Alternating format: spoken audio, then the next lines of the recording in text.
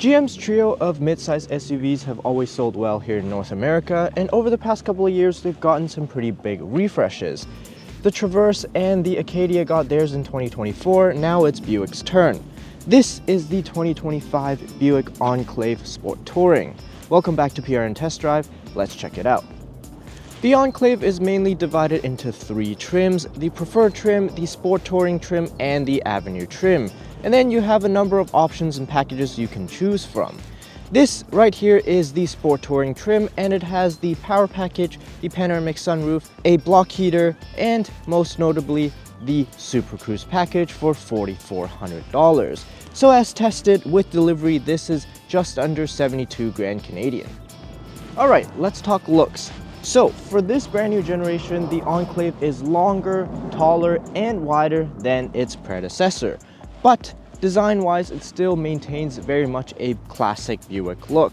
It features LED daytime running lights up here, LED headlights down here, a new Buick badge, and a massive grille in the center.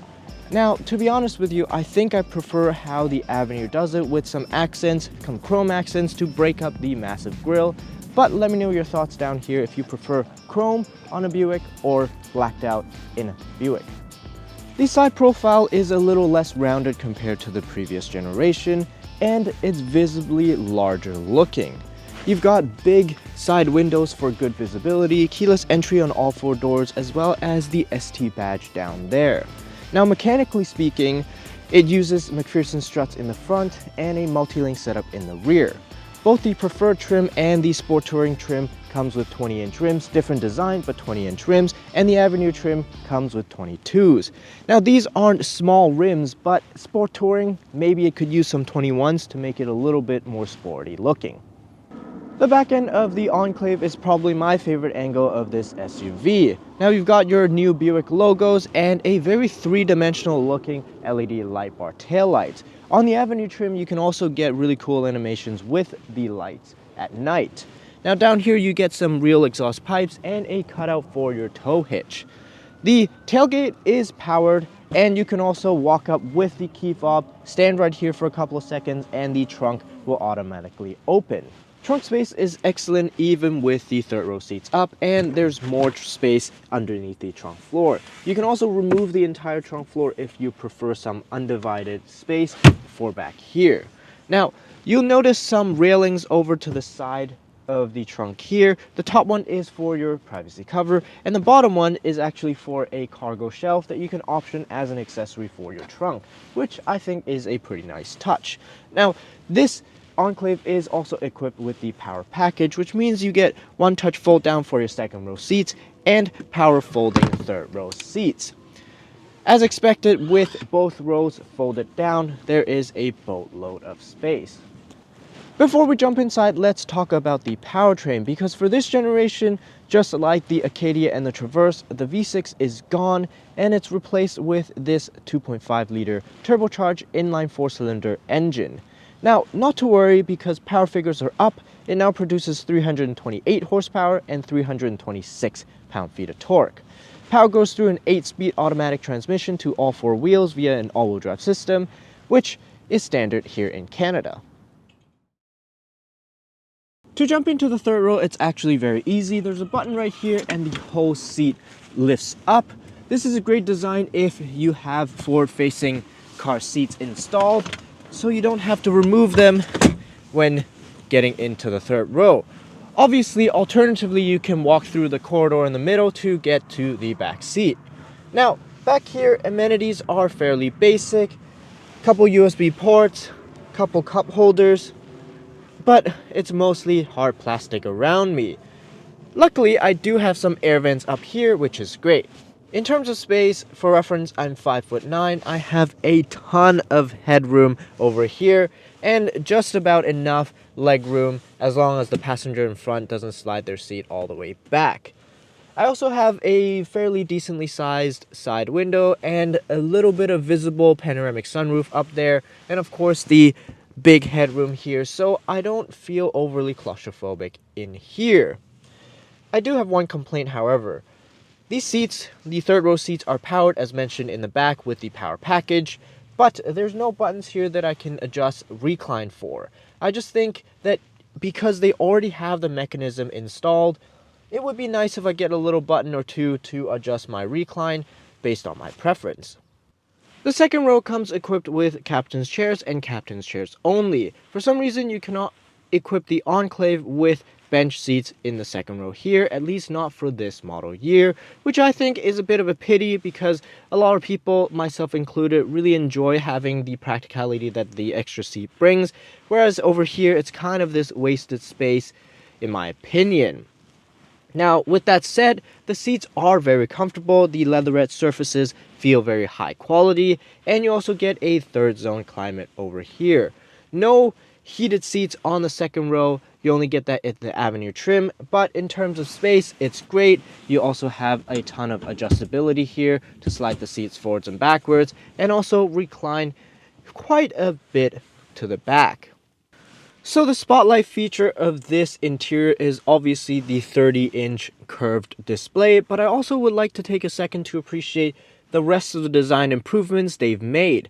The Enclave interior no longer looks like it's designed exclusively for a person who lives in an elderly home. Instead, I find the design modern yet not too progressive. I think a lot of younger families will also appreciate this.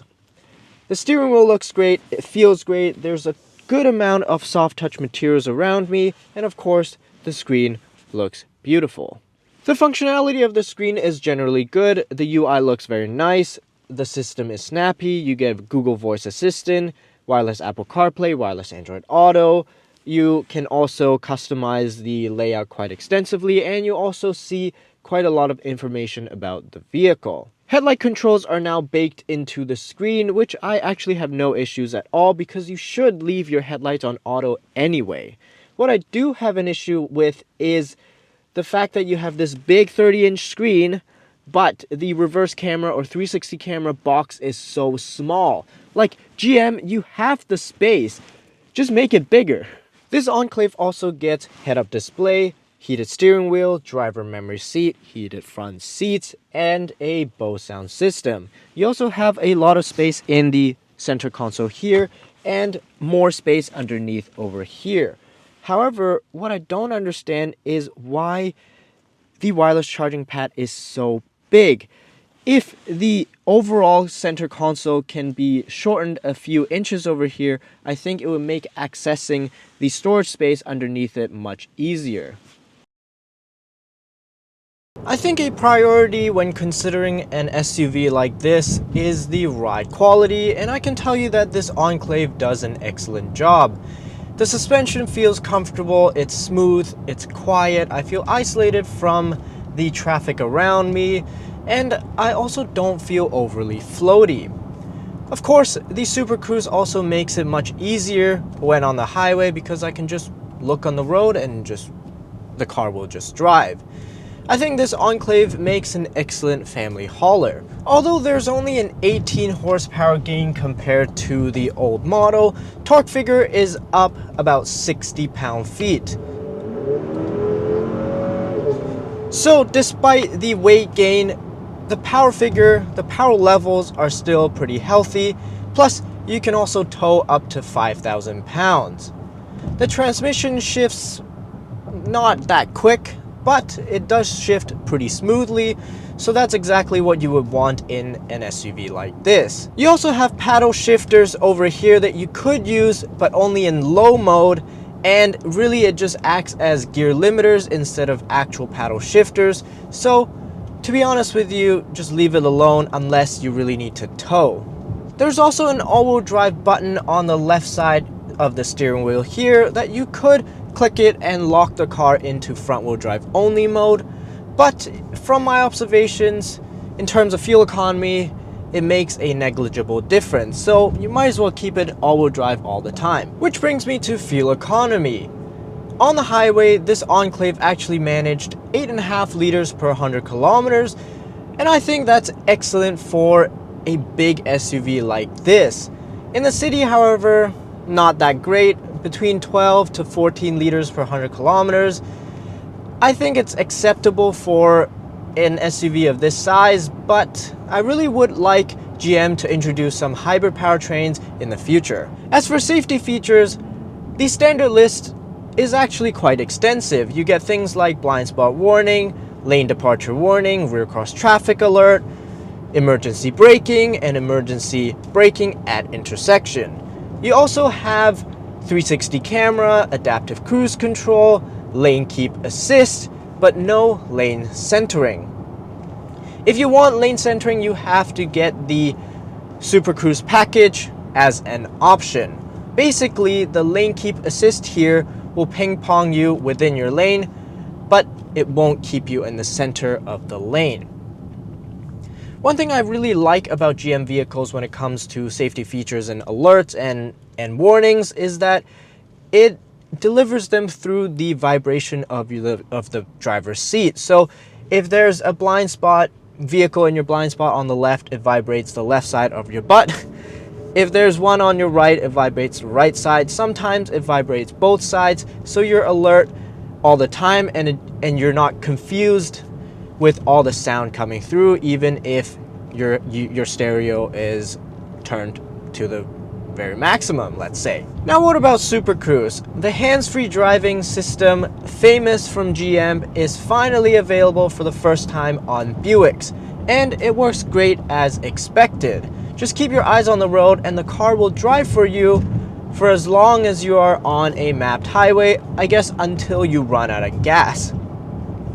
It also has automatic lane change, which means that when the car in front is slower than your set cruising speed, it will overtake the car in front on the left lane, using the left lane if there is space around, and it will also return you back into your original lane, which I think is excellent. Unfortunately, if you're on a road or a highway that is not mapped, say a countryside road, or in my experience, even small sections of the 401 highway, which is the main highway in Toronto, then you're out of luck, because the most the car will do is ping pong you within your lane, as there's nothing to fall back on because this car doesn't have lane centering aside from Super Cruise.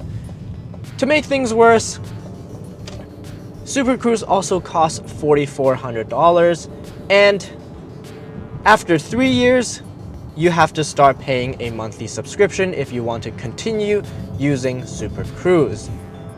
Overall, the Buick Enclave has definitely gotten the glow up, both on the outside and definitely on the inside. I like the new badge, I like the new design language, and of course, the new screen looks super cool. If you're looking for a comfortable family hauler, look no further, because this is the one for you, especially if you want to go on long cruises, long road trips, things like that. However, this SUV, as tested, is about 72,000 Canadian dollars. Let me know down in the comments below whether if you think it's worth it, or would you get something like a fully loaded Toyota Grand Highlander, or even an entry-level Lexus TX. Anyway, that's all from me today. Thank you for watching. Don't forget to like and subscribe, and we will see you in the next one.